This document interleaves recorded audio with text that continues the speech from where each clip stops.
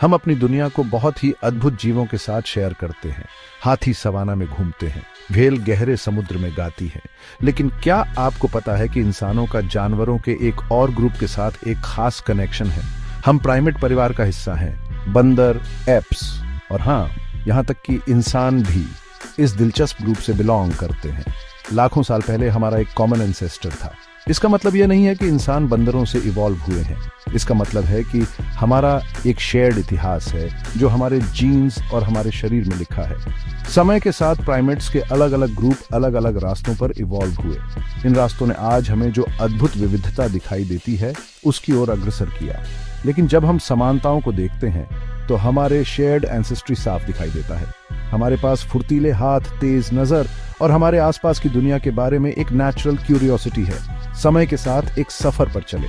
आइए मानव विकास की अविश्वसनीय कहानी को एक्सप्लोर करें, हमारे शुरुआती पूर्वजों से लेकर आज हम जो यूनिक प्रजाति हैं तक।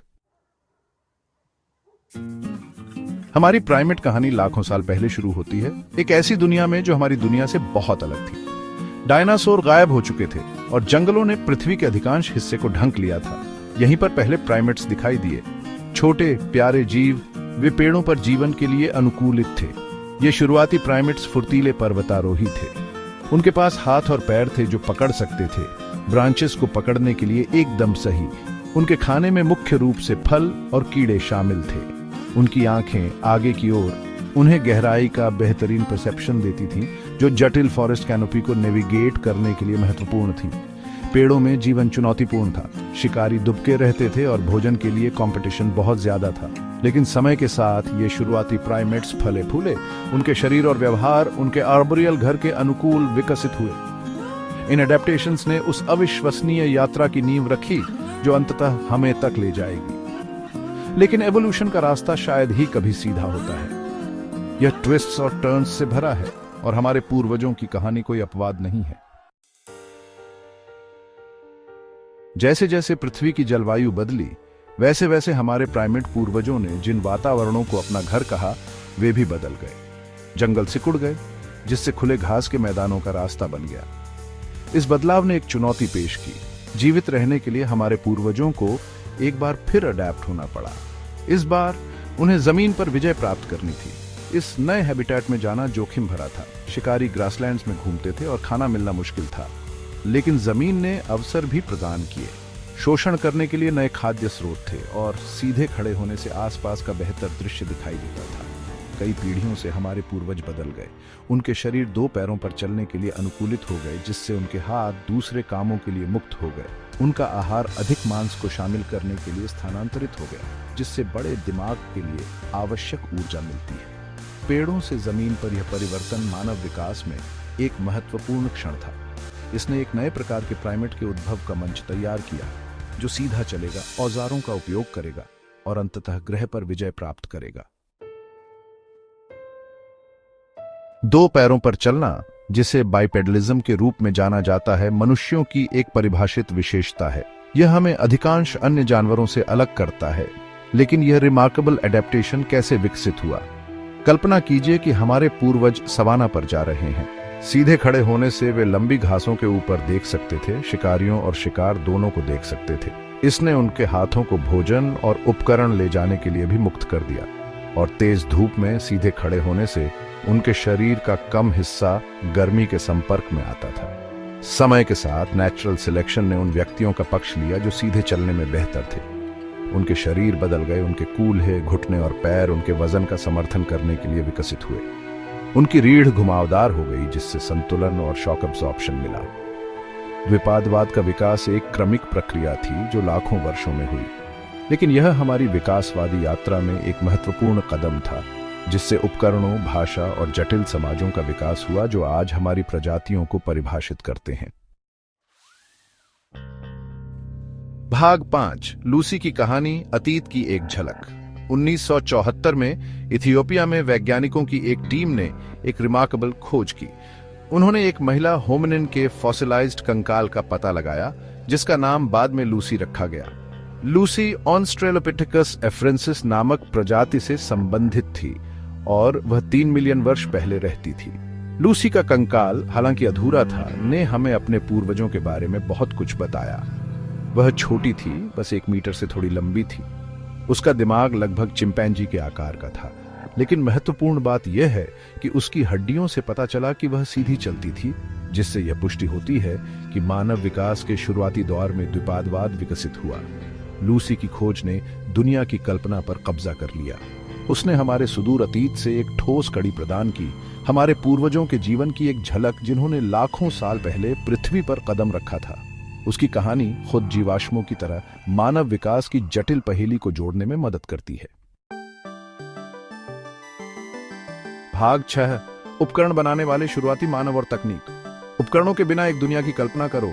काटने के लिए कोई चाकू नहीं, बनाने के लिए कोई हथौड़ा नहीं, खोदने के लिए कोई फावड़ा नहीं।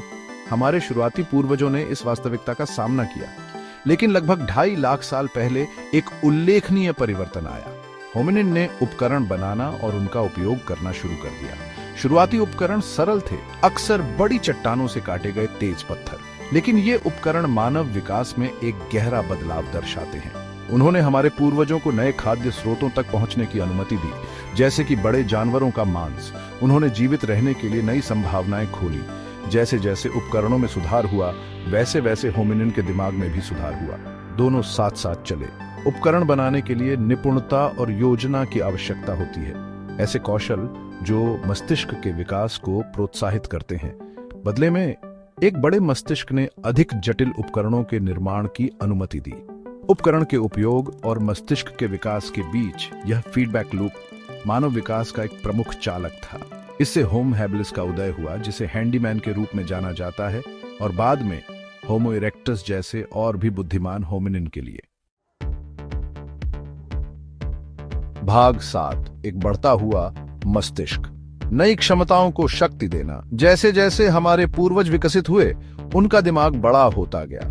यह विस्तार मांस से भरपूर आहार से प्रेरित था, जो एक बड़े अधिक जटिल अंग के लिए आवश्यक ऊर्जा प्रदान करता था। लेकिन हमारा दिमाग इतना बड़ा क्यों हुआ?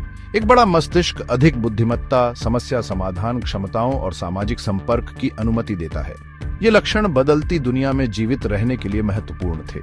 उन्होंने होमिनिन को शिकार में सहयोग करने, जटिल उपकरण विकसित करने और नए वातावरण के अनुकूल होने की अनुमति दी। बड़े दिमाग के साथ संचार के नए रूप आए। भाषा, हालांकि इसकी सटीक उत्पत्ति एक रहस्य बनी हुई है, संभवतः धीरे धीरे उभरी, जिससे होमिनिन को जानकारी साझा करने, गतिविधियों का समन्वय करने और भविष्य की पीढ़ियों को ज्ञान देने की अनुमति मिली। भाषा का विकास एक महत्वपूर्ण क्षण था। इसने मानव संस्कृति की शुरुआत को चिह्नित किया, कहानियों, विचारों और विश्वासों को साझा करने में सक्षम बनाया। इसने जटिल समाजों और सभ्यताओं का मार्ग प्रशस्त किया जो आगे चलेंगी। भाग 8, सामाजिक। वानर, साथ रहना, साथ काम करना।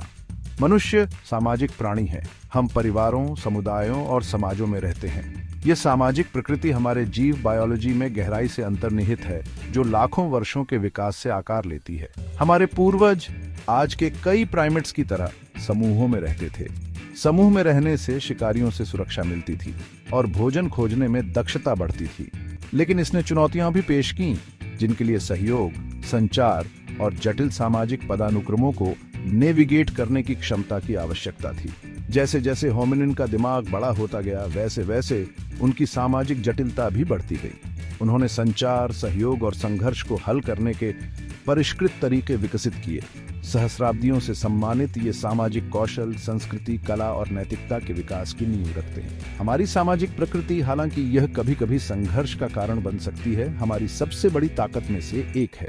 इसने हमें असाधारण चीजें हासिल करने की अनुमति दी है, ऊंचे शहरों के निर्माण से लेकर अंतरिक्ष की गहराई तक की खोज तक।